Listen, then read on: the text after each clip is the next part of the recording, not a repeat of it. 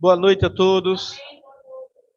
Esse mês a gente está com uma série chamada Uma Vida Contagiante, né? E hoje eu estou encarregado de trazer uma mensagem intitulada Um Espírito Contagiante. Olhe para a pessoa que está do seu lado e diga assim: um espírito contagiante. Agora, o espírito aqui, ele não é com letra maiúscula, não diz respeito ao Espírito de Deus, mas o espírito do homem. Amém? Nós somos seres espirituais. O homem, ele é um espírito, ele possui uma alma e ele habita num corpo. Amém? Você é muito mais que esse corpo no qual você mora. Uma prova disso é quando a gente vai em um velório, né? A gente vê aquela pessoa que conhecíamos deitada naquele caixão e dentro de nós sabemos que fulano já não está mais ali. O corpo voltará ao pó, porque do pó foi tirado. Mas o espírito voltará para Deus que o deu. Então o homem, ele é um espírito. Nós somos seres espirituais. E o espírito do homem, ele é imortal. Ele não tem fim, irmãos. Porque o homem foi criado à imagem e semelhança de Deus. Deus é um espírito imortal. E o homem também é um espírito imortal.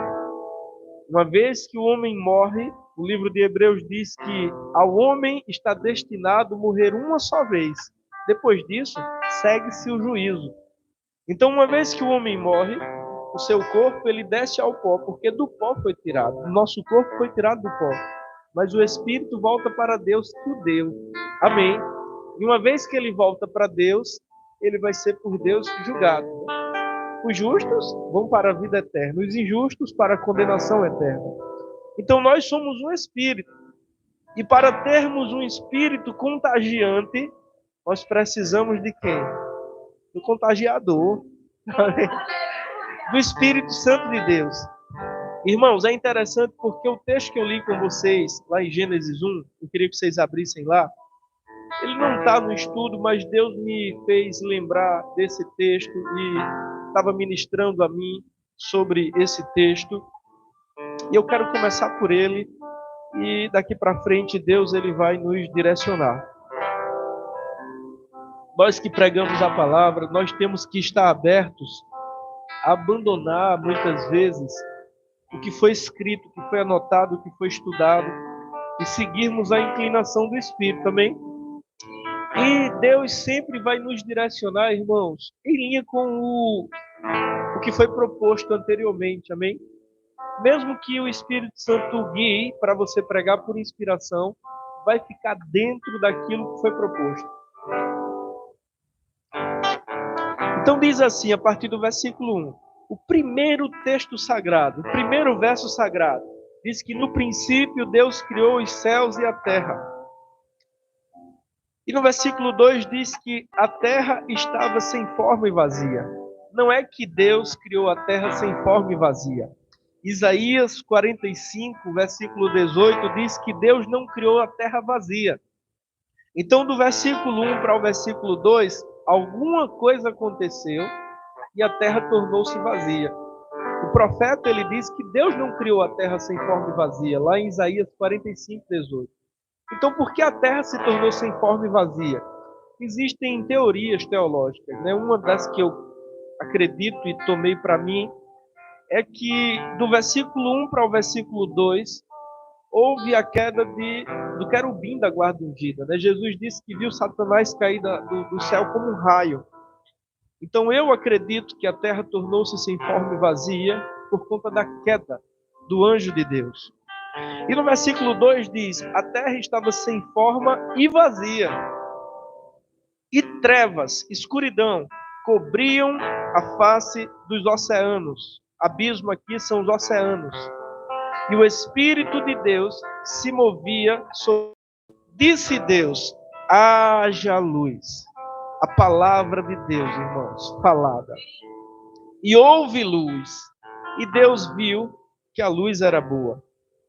Algo que eu acho interessante é porque a primeira vez que o Espírito Santo ele é citado nas Escrituras, a Bíblia nos deixa muito clara uma característica do Espírito Santo. é que ele está sempre se movendo. Amém? Ele se move. O Espírito Santo, ele é responsável pelo mover de Deus. O poder de Deus, quem opera é ele. É ele quem convence o homem do pecado, do juízo e da justiça. Ele é chamado de Espírito da vida, Espírito da graça, Espírito de Deus, Espírito da glória, Espírito de Jesus Cristo. Amém? Foi ele quem, ao terceiro dia, ressuscitou Jesus dentre os mortos. A Bíblia diz que Jesus ressuscitou pelo Espírito da glória. E o Espírito Santo, irmãos, uma característica dele marcante é que ele sempre se move. A terra estava sem forma e vazia, e a escuridão cobria a face dos oceanos. E o Espírito de Deus se movia sobre a face das águas. E quando Deus disse, haja luz, o Espírito de Deus, irmãos, foi o responsável por pegar aquela palavra de Deus e fazer com que a luz existisse. Às vezes a nossa vida está como a terra no princípio, sem forma, vazia, escuridão, sem direção, sem razão para viver, sem entusiasmo, é uma coisa deprimente, mas ainda assim o Espírito de Deus está pairando sobre a sua vida, esperando apenas o momento em que a palavra de Deus vai chegar até você. E quando Deus fala com você, o Espírito Santo pega aquela palavra e faz acontecer. Então, para ter um espírito contagiante, você precisa estar cheio do Espírito Santo. Amém, irmãos? E sabe que Jesus, ele nos fez uma promessa lá em João. Você pode abrir. João, no capítulo 14. João, capítulo 14, versículo 15. Aleluia! E ele é tão real, irmãos. O Espírito de Deus, ele é tão real que quando ele quer, ele deixa ser percebido. Quando ele quer, ele deixa ser sentido. E uma vez que você sente o Espírito de Deus, uma vez que o Espírito Santo ele entra no seu quarto, uma vez que o Espírito Santo entra onde você está orando, uma vez que o Espírito Santo deixa ser revelado a você, você sabe porque sabe que a presença de Deus está ali. Eu sei que alguns aqui já tiveram experiências com Deus, de você estar no teu quarto ali, orando, chorando, buscando a Deus de alguma forma, e de repente, como que um sopro, ou como que uma presença de alguém entra ali, e você sabe, Deus está aqui. Eu sei que nem todos os cultos a gente consegue perceber a presença de Deus tangível ou manifesta. Amém? Nem sempre, quando nos reunimos, a gente consegue perceber que a presença de Deus está tangível naquele lugar. Mas em alguns momentos, irmãos, é tão real o mover do Espírito pairando sobre nós, que você sabe porque sabe. Deus está aqui. Amém? É claro que não vivemos por aquilo que sentimos. É claro que não dependemos de sensações para crer que Deus está em nosso meio. Mas uma vez que o Espírito Santo, irmãos, ele deixa ser percebido, ele deixa ser sentido, é maravilhoso. E uma vez que a gente sente a presença de Deus tocando em nossas vidas, ministrando a nós, em nada do que provamos se compara ao gozo da presença dele. Eu sei que existem prazeres, né, terrenos, carnais. Comer é um dos prazeres. E eu sei que alguns aqui têm esse prazer. Eu gosto de comer. Para quem é casado, namorar, irmãos, Deus foi maravilhoso quando fez os órgãos genitais, né, criou o sexo. Não foi apenas para procriação ou para reprodução, mas também para o prazer do homem. Dormir, eu não sei você, mas eu gosto de dormir. Um cochilo depois da tarde, também. Mas existem inúmeros prazeres, irmãos. As drogas, elas trazem uma dosagem, né, de endorfina no nosso cérebro, causa aquela sensação de êxtase e bem-estar. A bebida alcoólica, quando entra lá e deixa você ousado, corajoso, empolgado. Mas uma vez que você sente a presença de Deus na sua vida, uma vez que você tem uma experiência com Deus, uma vez que você sente o Espírito de Deus sobre você, Eu lembro que uma das vezes que eu senti pela primeira vez a presença de Deus, irmão, eu disse, rapaz, nada se compara ao gozo da presença de Deus. Porque as drogas, elas trazem um escape, né? Eu fumei maconha por quase 3 anos.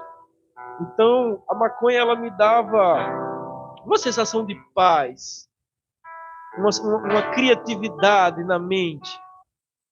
Me dava uma sensação boa. Mas a presença de Deus, irmãos, é incomparavelmente melhor. Porque o diabo, ele até pode momentaneamente te dar algo, mas ele cobra um alto juros. Os juros dele é altíssimo. E ele é um imitador de Deus. Você percebe que quando a gente está cheio do Espírito, quando a gente está na presença de Deus, a gente sorri, a gente dança, a gente corre, a gente fica corajoso, confiante, empolgado. Pois bem, o diabo é imitão. A bebida deixa você corajoso, deixa você ousado. O tímido fica com coragem para chegar na menina, né? Não é assim? Eu tinha um amigo que só chegava nas meninas depois que estava bêbado. Então, o diabo, ele imita as coisas de Deus. Um homem cheio da presença de Deus, ele é corajoso, ele é alegre, ele é confiante. Amém. A diferença, irmãos, é que a presença de Deus, ela não traz efeitos colaterais. E ela não te torna escravo. Pelo contrário, se o Filho te libertar, verdadeiramente sereis livres. O Espírito de Deus, ele capacita o homem a fazer coisas que ele não seria capaz de fazer. Amém. E uma vez que Deus escolhe o homem, irmãos, e unge ele com o seu Espírito, ele torna-se uma pessoa diferenciada. Veja Davi, ele tinha irmãos mais bonitos do que ele, mais fortes do que ele. É tanto que o pai o desprezava tanto que botou ele para cuidar das malhadas, para cuidar das ovelhas, que na época era um trabalho de filha fêmea, de filha mulher. Os irmãos estavam preparados para a batalha e ele estava cuidando das ovelhas. Mas Davi, irmãos, ele aprendeu um caminho que toca o coração de Deus. Ele aprendeu a salmodiar. Ele aprendeu a cantar louvores a Deus. Enquanto ele estava lá cuidando das ovelhas, veio um leão tentando comer a ovelha, ele foi lá e combateu o leão. Em outro momento, um urso queria tomar as ovelhas, ele enfrentou o urso. E aí, observando tudo isso, ele disse, se eu cuido dessas ovelhas com tanta coragem, com tanto amor, se a minha vara e se o meu cajado protegem essas ovelhas, imagina o Senhor que é o meu pastor. E aí ele faz uma canção para Deus, ele diz, o Senhor é o meu pastor, de nada terei falta. Ele me faz repousar em pastos verdejantes, ele me guia a águas tranquilas. Ele refrigera a minha alma, e ainda que eu ande pelo vale da sombra e da morte, não temerei mal algum. Ele está comigo. A sua vara e o seu cajado me consolam. O que ele fez, irmãos? Ele começou a se encher do Espírito. Porque existe uma fórmula, irmãos, para se encher do Espírito Santo.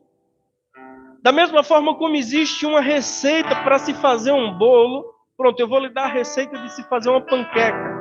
Você espreme a banana com garfo, bota 2 colheres de farinha de aveia, quebra um ovo, bota um pouquinho de chocolate, você vai ter uma panqueca de chocolate. Samuel come 2 todo dia. Existe uma receita para você se encher do Espírito. Existe uma forma de você ficar cheio do Espírito de Deus, ao ponto dele dominar você. Paulo ensina isso lá em Efésios, no capítulo 5, no versículo 18. Eu poderia citar, mas eu quero que você abra aí para você aprender onde está.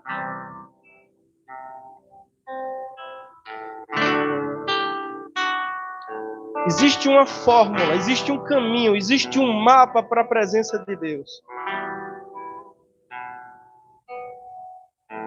Efésios 5:18. Veja o que ele diz.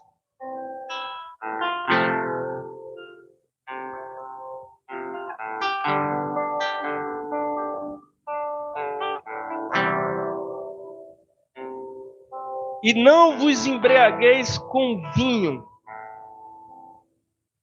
em que há condenação ou contenda.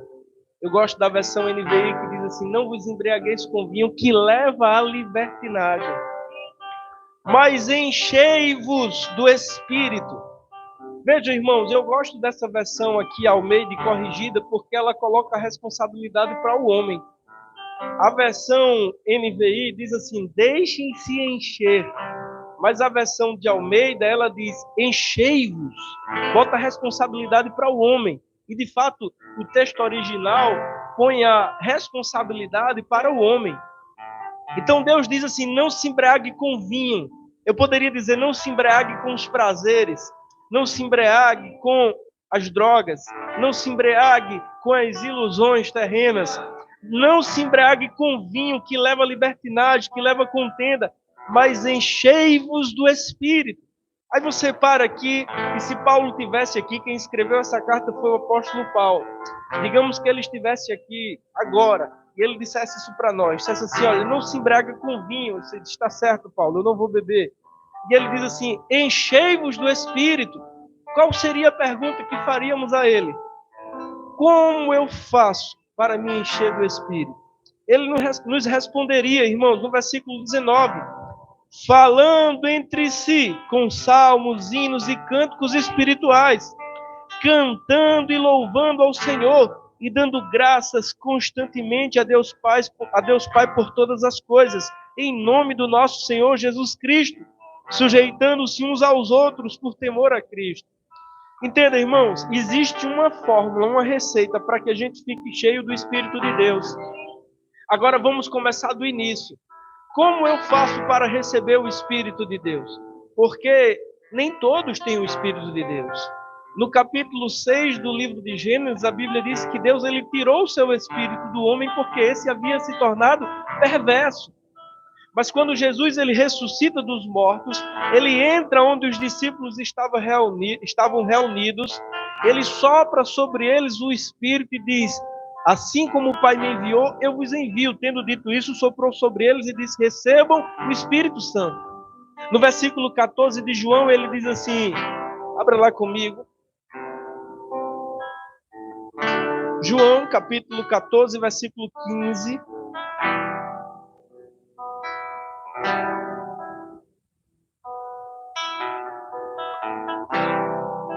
João, capítulo 14, versículo 15.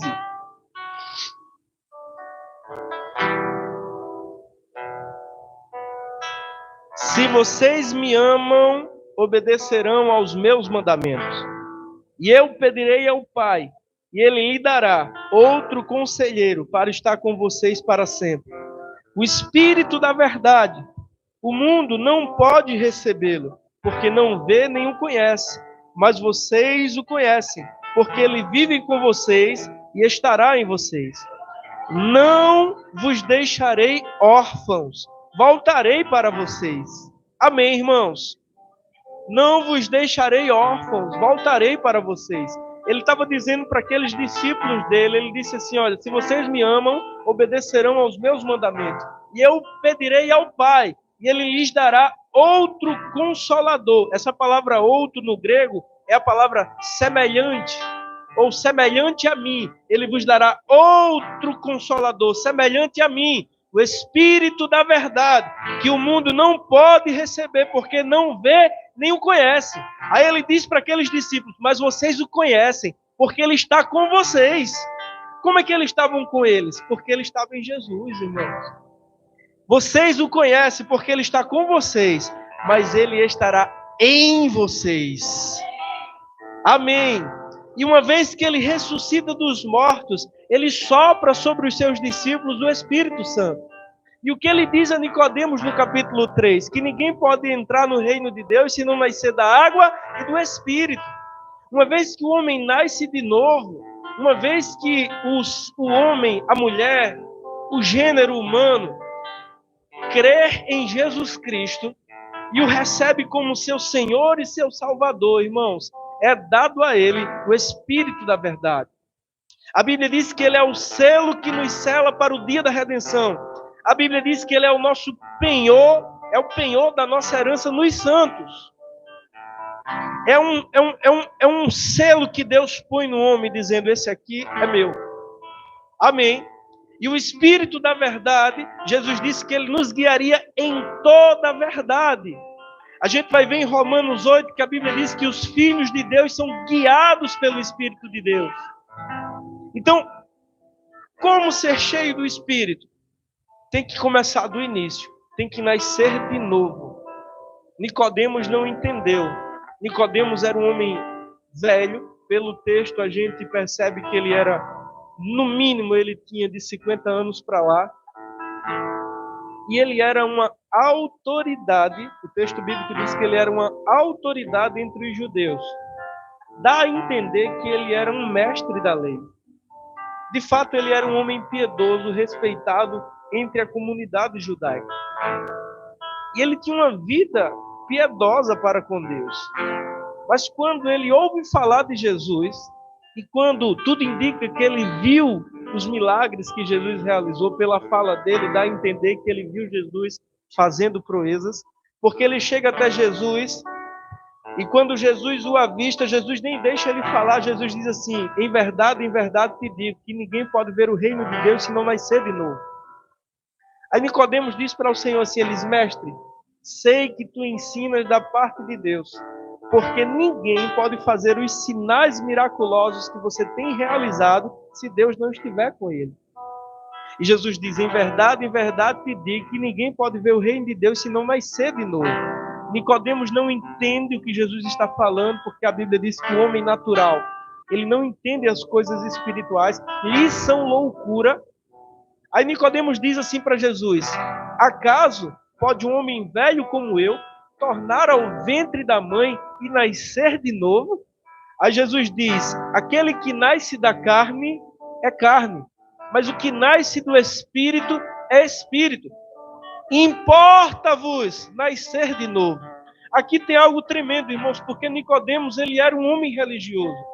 E pense que a religião dele não era uma religião humana, não era uma religião criada pelo homem na necessidade de se religar com Deus. Não era a religião verdadeira, irmãos. O povo judeu é o povo de Deus. Jesus, testemunhando dos judeus, disse que a salvação vem deles. Foi do meio do povo de Israel que nasceu o Salvador do mundo. Nicodemos, ele conhecia o Deus verdadeiro, ele conhecia as Escrituras, ele conhecia os livros de Moisés, ele conhecia os livros dos profetas, mas ainda assim lhe faltava algo. Você pode crescer na igreja, você pode ser filho de batista, de presbiteriano, de assembleiano, de católico, do que for, irmãos, mas importa-vos nascer de novo. Você pode ter crescido na igreja, mas sentar na igreja, frequentar a igreja, ter a carteirinha da igreja, não torna você igreja. O que torna você salvo, o livro de Romanos é muito claro, a única coisa que justifica o homem diante de Deus é a fé em Jesus Cristo.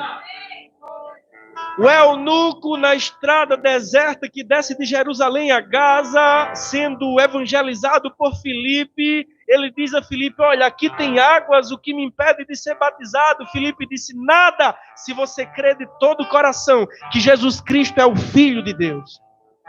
Então, para o homem nascer de novo, irmãos, não da carne.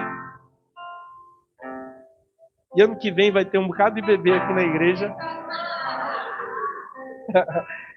Glória a Deus por isso, amém? E tem fortes candidatas também. Amém? Então, para que o homem ele nasça de novo e receba o Espírito de Deus, ele precisa crer em Jesus Cristo. Ele precisa crer em Jesus Cristo. E isso, irmãos, é uma verdade tão absoluta que não diz respeito a placas denominacionais, não diz respeito a denominação que você faz parte, a tradição que você segue, o conjunto de doutrinas que você obedece. Não, é uma experiência pessoal. É um encontro pessoal entre você e Jesus. O único intermediário chama-se o Espírito Santo de Deus. É Ele quem convence o homem do pecado, do juízo e da justiça. O pregador mais eloquente, o pastor mais inteligente, irmãos, o mensageiro do evangelho mais habilidoso, ele pode pregar para você até ficar sem voz. E ele não será capaz de convencer você dos teus pecados, do juízo e da justiça. Mas de uma vez que o Espírito Santo toque no seu coração, uma vez que ele sopre sobre você, amém, os teus olhos são iluminados e de repente você contempla a cruz de Cristo. E você se rende a Ele. E uma vez rendido a Jesus, uma vez quebrantado diante do Senhor Deus, dizendo a Ele, eu preciso ser salvo, Ele sopra sobre você o Espírito Santo. Você nasce de novo. E é uma coisa tão extraordinária, irmãos, e só sabe quem já experimentou, que você pode, por suas próprias forças, provocar uma mudança na sua vida. Qualquer pessoa aqui pode mudar de vida, no sentido de você pode entrar numa academia e transformar o seu corpo. Eu tinha um amigo bem magrinho, hoje é impressionante como ele está forte. Ou seja, ele mudou o corpo dele. Você pode mudar a sua mente, você pode começar a estudar, aprender uma habilidade nova. Você não pode tocar instrumento nenhum, mas você pode aprender o instrumento que você quiser. Você pode falar português muito mal, mas você pode aprender a língua que você quiser. Você pode cortar o cabelo, fazer uma cirurgia plástica, mudar o exterior. Mas só uma pessoa pode te mudar por dentro. O Espírito Santo de Deus. Não nasceram da vontade humana.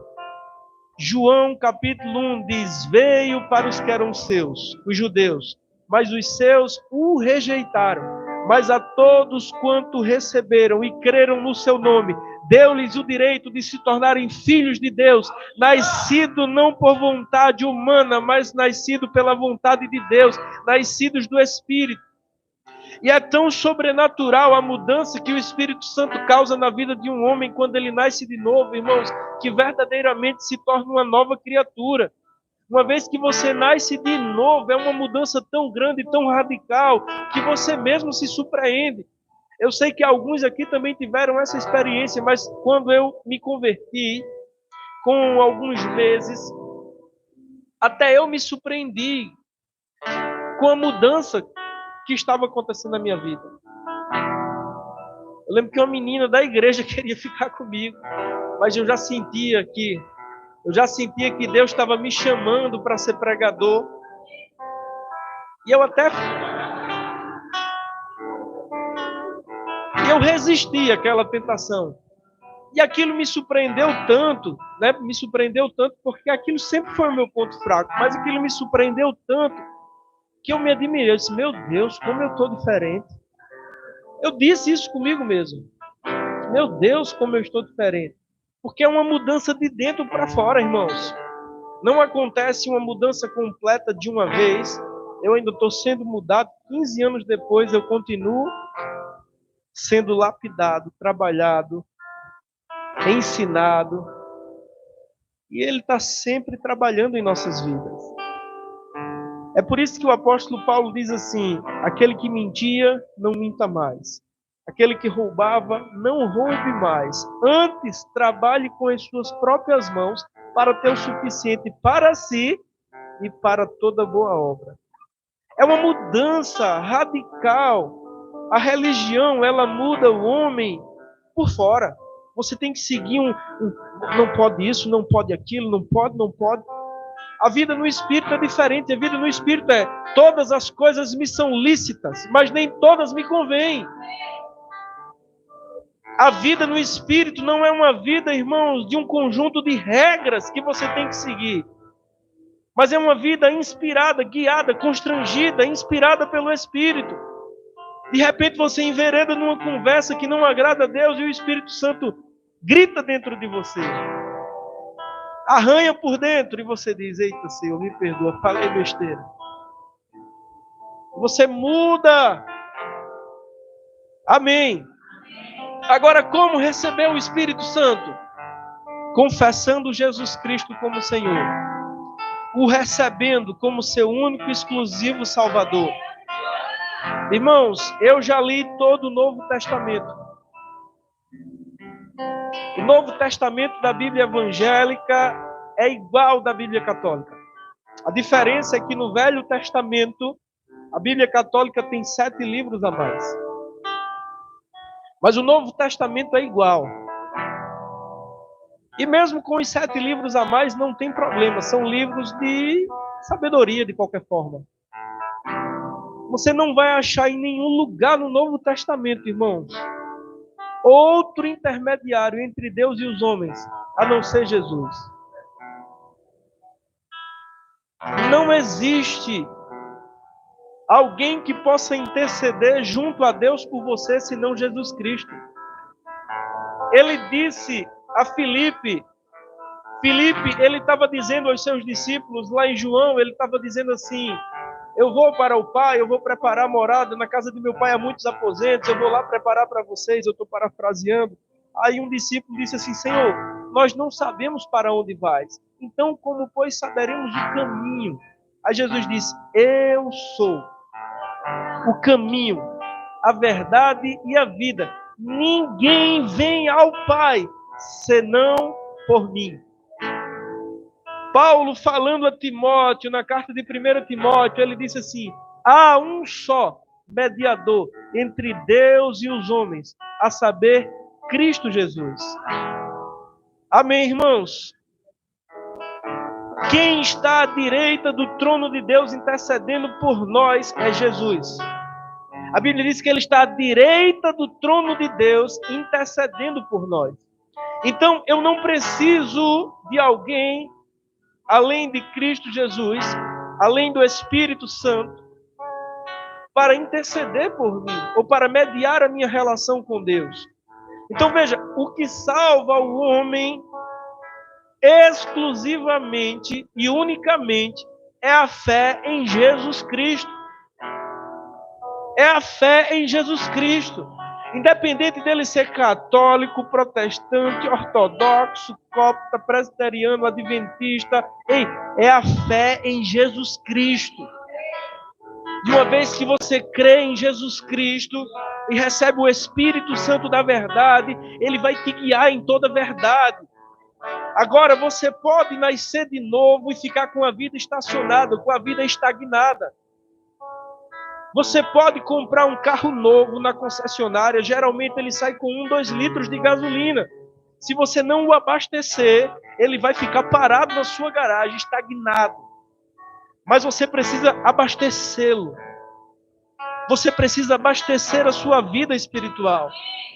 Paulo disse, irmãos, a Timóteo, talvez Timóteo estivesse um pouco desanimado, talvez Timóteo, por ter assumido aquela igreja, ele era um rapaz novo, e assumiu o pastoreio de uma igreja. Aí na carta que Paulo envia para ele, ele diz assim: desperta o dom que há em ti.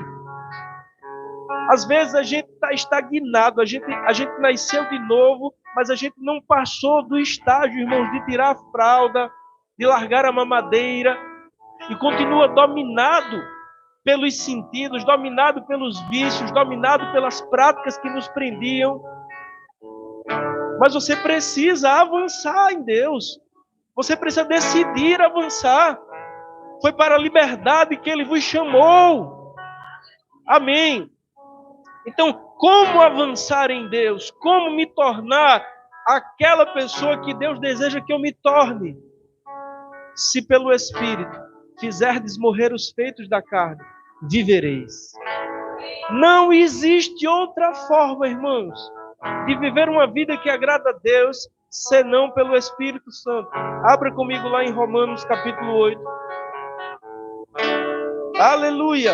Andai no Espírito, e de maneira alguma satisfareis o desejo da vossa carne. A carne, quando a Bíblia fala de carne, entenda, queria que só desse explicação para você. Quando a Bíblia fala da carne, sempre em oposição ao Espírito, não é que a Bíblia está falando do meu corpo, do seu corpo. A carne é a natureza caída, ou a natureza pecaminosa que herdamos do nosso pai Adão. Então, nos membros do nosso corpo habita uma natureza, a natureza caída do homem, que guerreia contra o Espírito. A gente vai ver nesse capítulo que a Bíblia diz que o Espírito tem prazer na lei de Deus, mas a carne tem prazer no pecado. E só tem uma forma da gente vencer esses desejos do homem caído, porque mesmo se convertendo a Cristo Jesus, mesmo nascendo de novo, a carne ela não se converte. Um dia ela vai ser transformada. A Bíblia diz que um dia nós herdaremos um corpo incorruptível. Mas até lá, você vai ter que matar todos os dias. Eu gosto de uma citação não é de Santo Agostinho, é de Martinho Lutero. Ele disse assim: eu achei que o velho homem morria nas águas do batismo, mas eu descobri que o miserável sabe nadar. E eu tenho que matá-lo todos os dias. Todos os dias o velho homem quer ressuscitar. Todos os dias o velho homem quer lhe arrastar para o lamaçal do pecado. Mas se pelo Espírito fizerdes morrer os feitos da carne, vivereis. Andai no Espírito, e de maneira alguma satisfareis a concupiscência da vossa carne. Agora, como é que eu vou andar pelo Espírito? Como é que eu vou fazer morrer os feitos da carne se eu não estou cheio do Espírito? Se eu não abasteci o meu carro, como é que ele vai dar a partida? Como é que ele vai pegar a autoestrada em direção ao plano perfeito de Deus para a minha vida? Eu preciso pôr combustível, amém, irmãos? Eu preciso renovar o óleo. De vez em quando a gente precisa receber um óleo fresco, um óleo novo. Se você não troca o óleo do carro, vai acontecer o quê? Uma hora o motor vai travar. O crente é da mesma forma. A gente tem que receber de vez em quando um óleo fresco. Alguns chamam de renovação, né? Eu tinha os irmãos de uma outra igreja que dizem assim: vamos para um monte que eu estou precisando de renovo. Eu conhecia isso como receber uma nova unção. Amém? Mas é a mesma coisa, é você receber mesmo um renovo da parte de Deus. Um óleo fresco. Um refrigério para a tua alma. Ser cheio do Espírito novamente. Amém. Romanos 8, não foi? Agora é que a gente vai começar o estudo. Glória a Deus.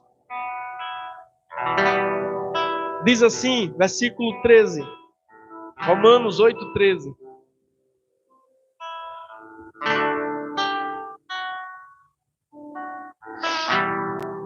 Talvez você não esteja entendendo tudo. Talvez seja novidade para você o que você está ouvindo. Mas o Espírito Santo vai te fazer entender.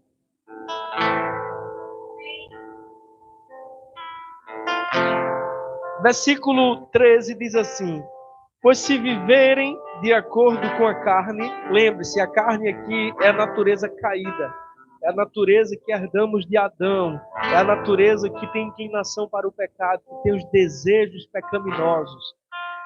Pois se vocês vivem de acordo com a carne, com esses desejos pecaminosos, morrerão.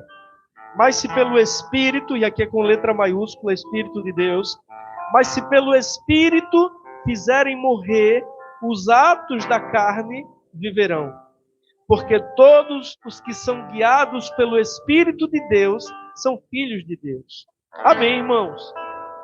E o versículo 16 diz assim: o próprio Espírito testemunha ao nosso Espírito que somos filhos de Deus. Amém? Então, como eu posso ser guiado pelo Espírito? Como eu posso, pelo Espírito, viver as coisas de Deus, sendo cheio do Espírito? E como ser cheio do Espírito? A gente volta para o início da ministração. A primeira coisa, irmãos, ser cheio da palavra. Jesus disse: a palavra que vos tenho dito são Espírito e vida. Não se engane, irmãos. Esse não é um livro comum. É por isso que foi o livro mais atacado, mais queimado, mais perseguido. Hoje estão sugerindo modificá-lo, porque há algo sobrenatural nas letras deste livro. Você sabe qual é a principal tarefa de Satanás para com o crente? É impedi-lo de ler a sua Bíblia. Você vai ver que a coisa mais difícil na vida cristã é ler a Bíblia todos os dias. Tente para você ver. O cachorro late, a vizinha grita, o menino chora, o telefone toca, a fome aumenta. É impressionante como o diabo ele faz de tudo para você não ler a sua Bíblia.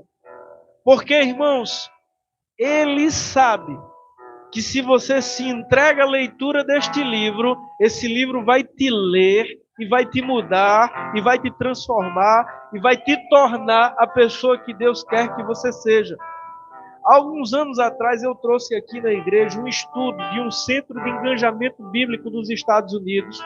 É uma instituição que acompanhou, se eu não me engano, 40 mil pessoas, para ver a interação dos norte-americanos com as escrituras sagradas. Eles chegaram a um resultado, eu não lembro dos dados, mas eu posso recuperar isso.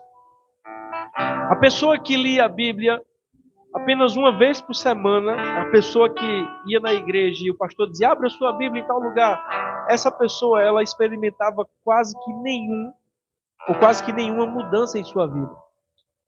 Mas aí as porcentagens começam a mudar. A pessoa que lia a Bíblia entre 2 e 3 vezes por semana, aí eu não lembro assim as porcentagens, não vou falar, mas era impressionante. O alcoolismo caía, parece que era 60%. Contato com pornografia caía 45%. E a pessoa que lia a Bíblia de 4 a 5 vezes por semana, ela chegava a impressionantes, eu não lembro assim ao certo, mas era uma mudança de quase 80% em alguns hábitos nocivos. Isso comprova, né? Isso é estatística, a ciência mostra o seguinte, que uma vez que você tem contato com essa palavra, irmãos, essa palavra te limpa, te polda. Jesus disse, vocês estão sendo limpos pelas palavras que vos tenho dito. Ele disse, toda árvore que der fruto, meu Pai polda para que dê mais frutos ainda. Aquele que não der fruto será cortado e lançado no fogo que nunca se extingue. Mas vocês estão sendo limpos pela palavra que vos tenho dito. Então, se você se alimenta da Bíblia apenas quando você vem aqui na igreja, eu vou te dizer, você não está se alimentando. Porque, irmãos, o objetivo de vir para a igreja, quando a gente lê o livro de Atos, quando a gente lê as cartas dos apóstolos, a gente percebe que quando os irmãos se reuniam na igreja, era para que juntos eles ministrassem a Deus louvores e ministrassem uns aos outros. Não apenas um ministrando a todos, mas a carta de Coríntios diz assim, quando vocês se reunirem como igreja, que cada um tem um salmo, uma palavra de revelação, uma profecia, uma palavra em outras línguas. Ou seja, todos se encheram em casa e quando se reúnem na igreja, está todo mundo cheio. Para apresentar a Deus como me encher do Espírito? Me enchendo da palavra. Como ter um espírito contagiante? Estando cheio da palavra. E depois, irmãos, abra comigo lá em Colossenses, eu já estou perto de terminar.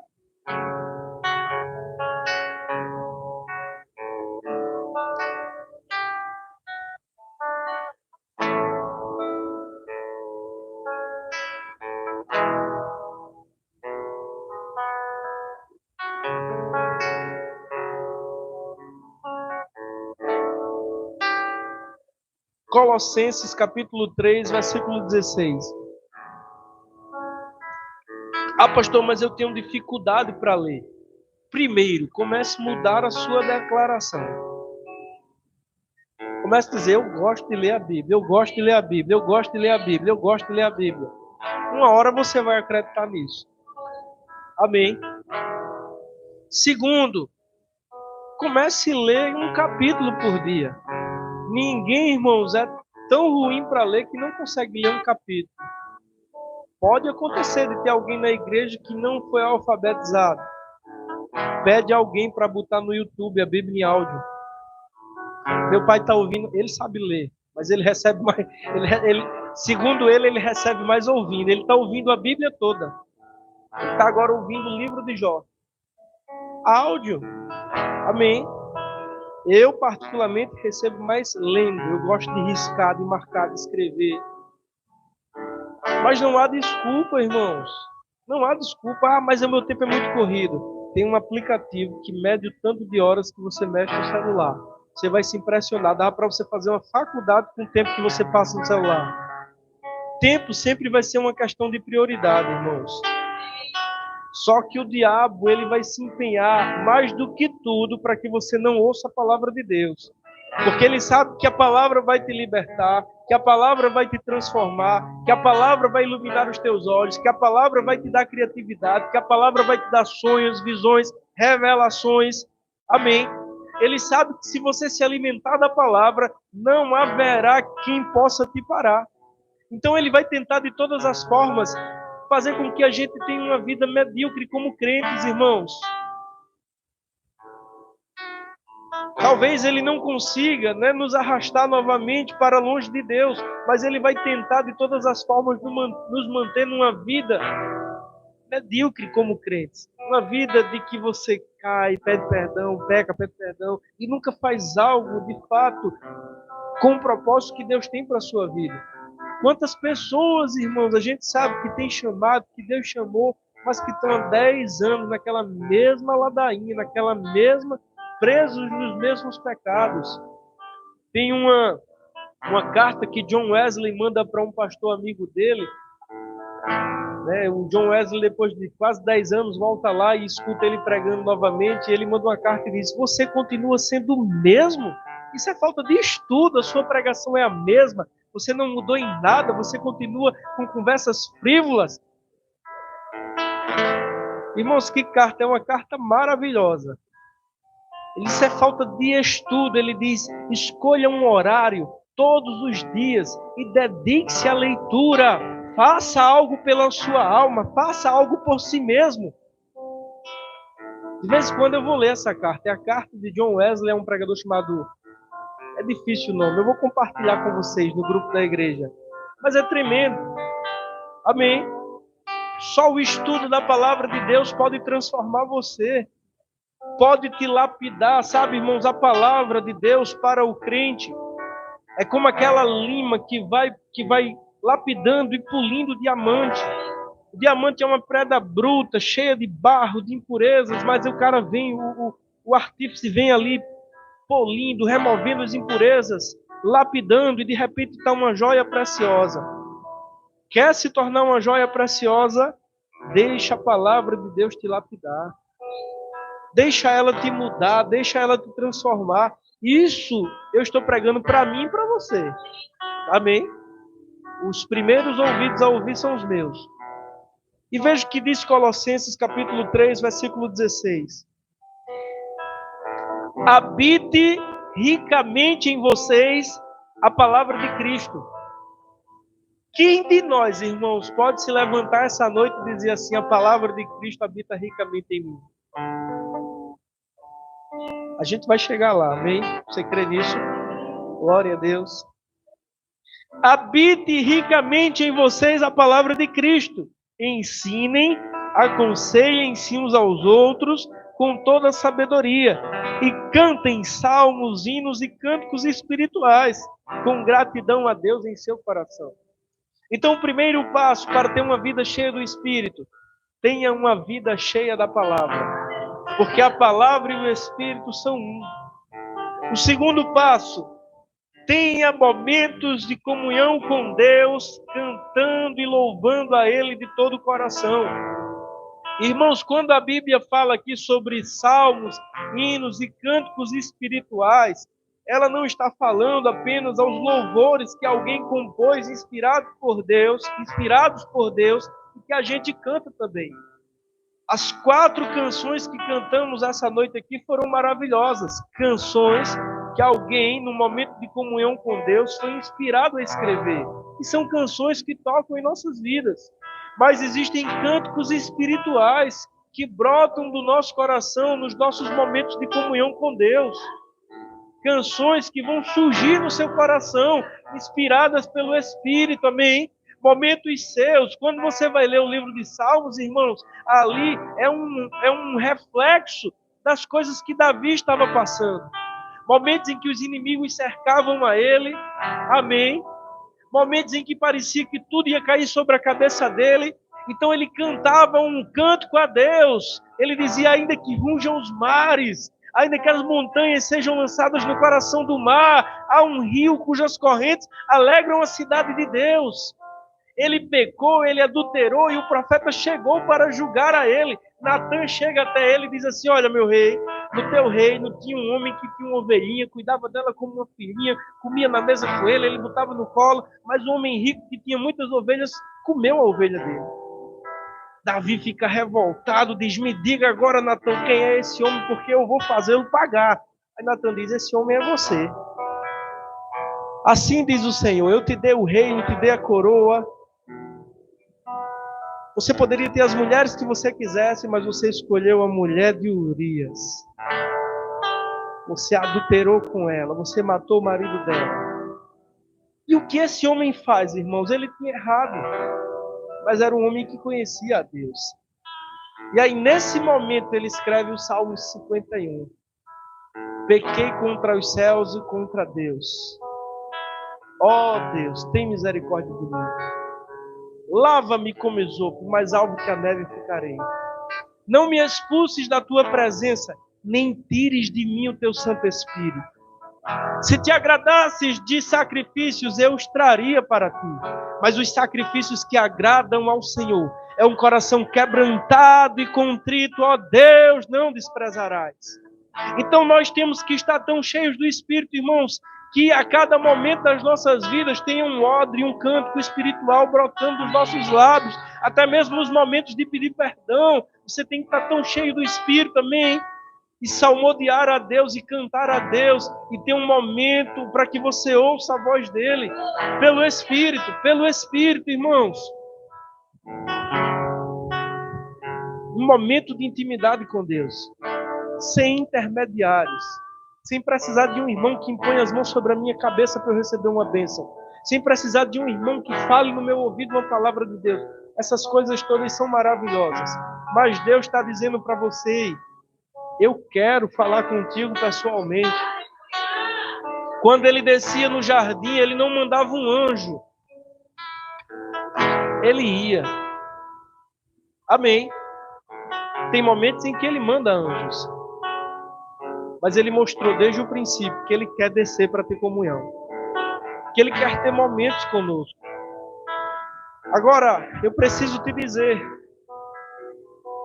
que você precisa criar uma jornada, criar um caminho. Talvez não seja tão fácil as primeiras vezes que você vai ler a sua Bíblia. Talvez você sente para ler a Bíblia e você passe 20 minutos para se concentrar, porque a mente vai se distrair. Talvez você, irmãos, quando se ajoelhe para orar, de repente você se pegue pensando na morte da bezerra. Porque a gente está tão ligado nas coisas naturais, sabe? A gente está tão ligado nas coisas naturais. Às vezes eu me ajoelho para orar, começo ali: Pai, muito obrigado por isso, eu te agradeço. Daqui a pouco eu estou pensando no hambúrguer, da lanchonete e tal. Veja, sabe o que significa? É que a gente está andando tão natural, é que a gente está tão desligado das coisas naturais. No templo do Senhor, irmãos, eu não vou entrar nisso porque é um assunto bem complexo, mas eu vou te dar um vislumbre do que acontece. As coisas que aconteceram no Velho Testamento eram uma sombra do que aconteceria no Novo Testamento. Tudo no Velho Testamento apontava para o que Cristo faria. No Velho Testamento, Deus mandou construir, Salomão construiu o grande templo. Tinha o átrio, o lugar santo e o lugar santíssimo. Cada um desses compartimentos, no átrio ali, no pátio, algumas pessoas eram permitidas estarem ali. No lugar santo já era mais restrito. E no lugar santo dos santos, só o sumo sacerdote. Existiam 3 estágios na adoração a Deus, até que o homem se chegasse ao santo dos santos. Hoje continua da mesma forma. A gente começa a adorar a Deus na carne, com o corpo. Esse é o átrio. Você começa a adorar na carne, dá fome, dá sono, dá tédio, dá tudo. Mas se você persevera um pouquinho, se você cria aquela rotina, cria aquele momento com Deus, persevera ali, todos os dias lendo a Bíblia, orando, de repente você entra no lugar santo, na alma. Aí você já começa a se emocionar, de repente você sente a presença, cai uma lágrima, e você se emociona, e você chora, e você se quebranta, você está no lugar santo. Você saiu do átrio e foi para o lugar santo. Mas se você continua, uma hora você vai chegar no santo dos santos. Uma hora você vai adorá-lo em espírito e em verdade. Você vai adorá-lo com o íntimo do teu ser.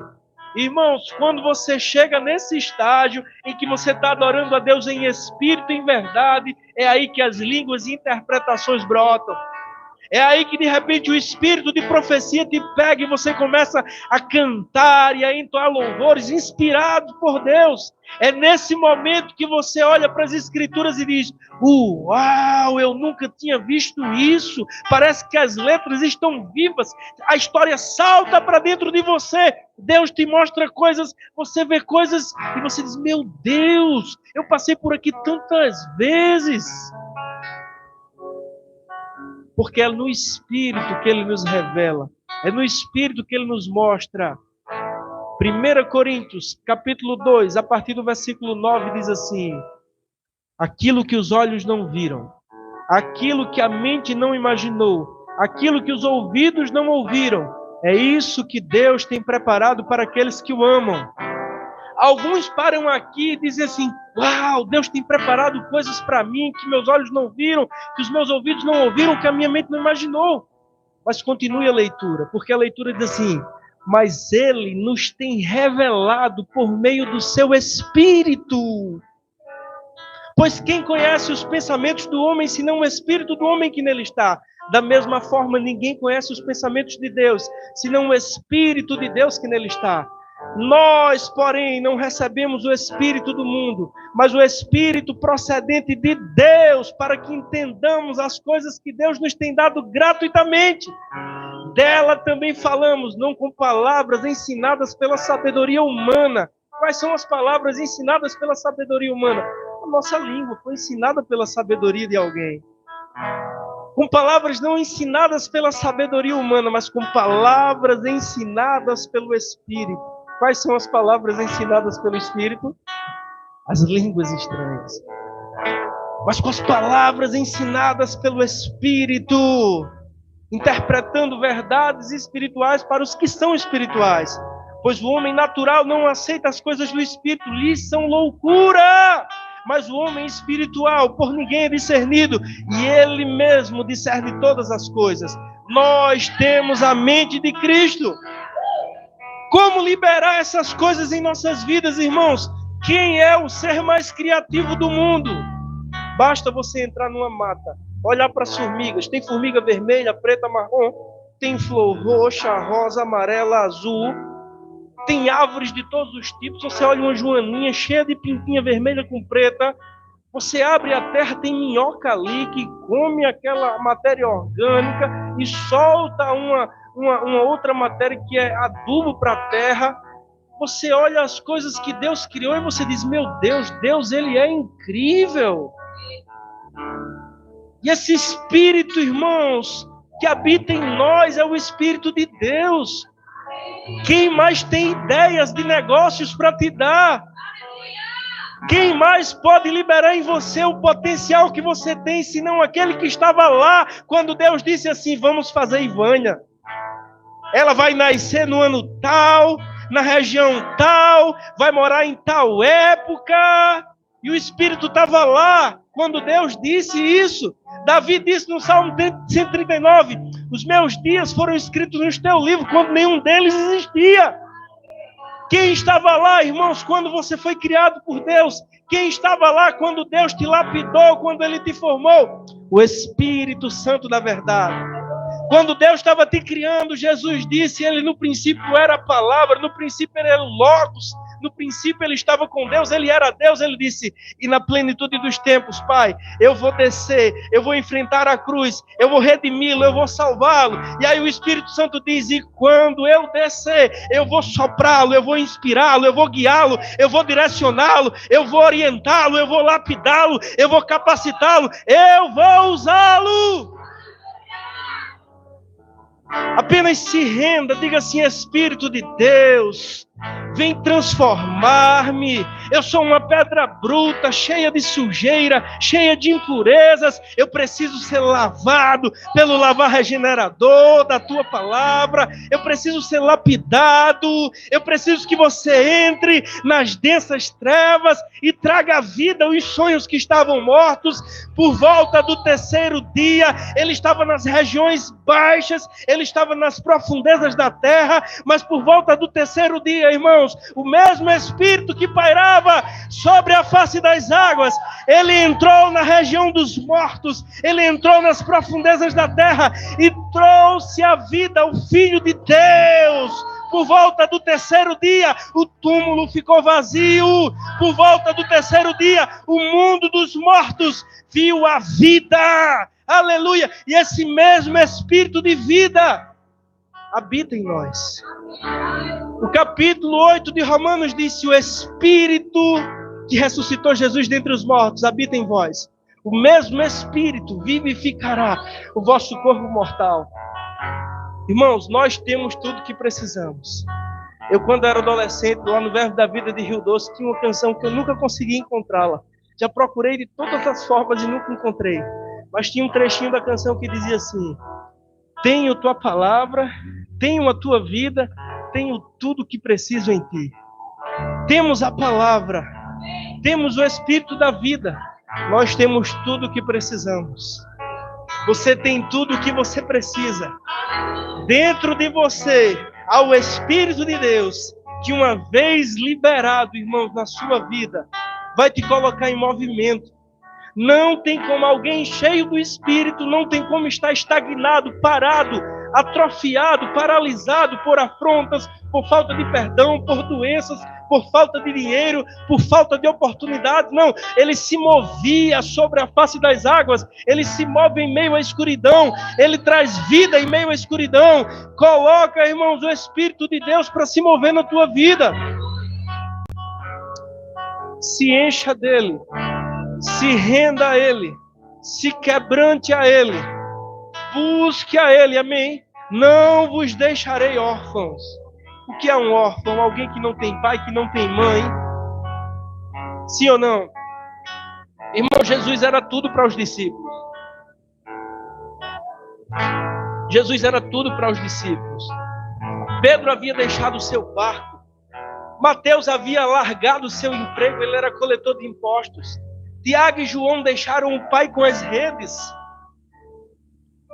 Todos haviam largado tudo, Jesus era tudo para eles. E de repente Jesus começa com uma história que vai para um lugar. E ele talvez percebeu que os discípulos ficaram desconsolados. Filipe disse: para onde vais? Nós não sabemos o caminho. Aí ele disse: eu não vou deixar vocês órfãos. Eu vou mandar outro consolador.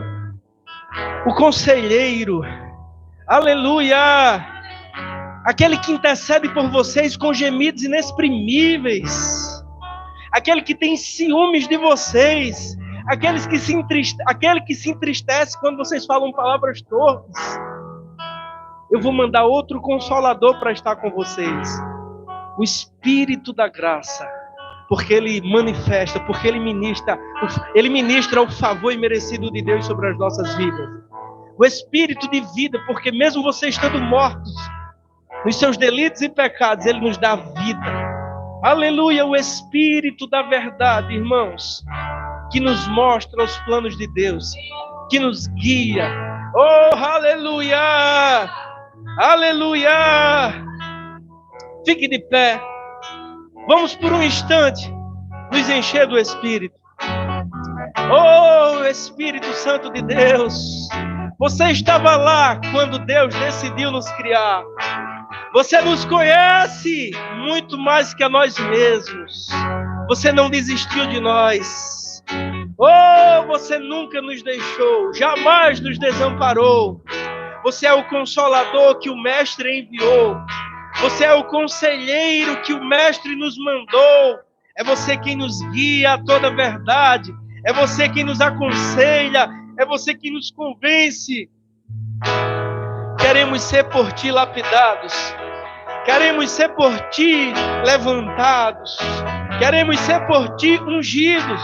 Irmãos, se Jesus precisou ser cheio do Espírito, se ele precisou ser capacitado pelo Espírito, se ele precisou do Espírito, nós também precisamos. João disse: eu vi o Espírito descer sobre ele como pomba. Em Atos 10:38 diz que Deus ungiu a Jesus Cristo com o Espírito Santo e com poder. Em Atos capítulo 1, a Bíblia diz que ele deu instruções por meio do seu Espírito. Sabe, nós precisamos do Espírito Santo em nossas vidas.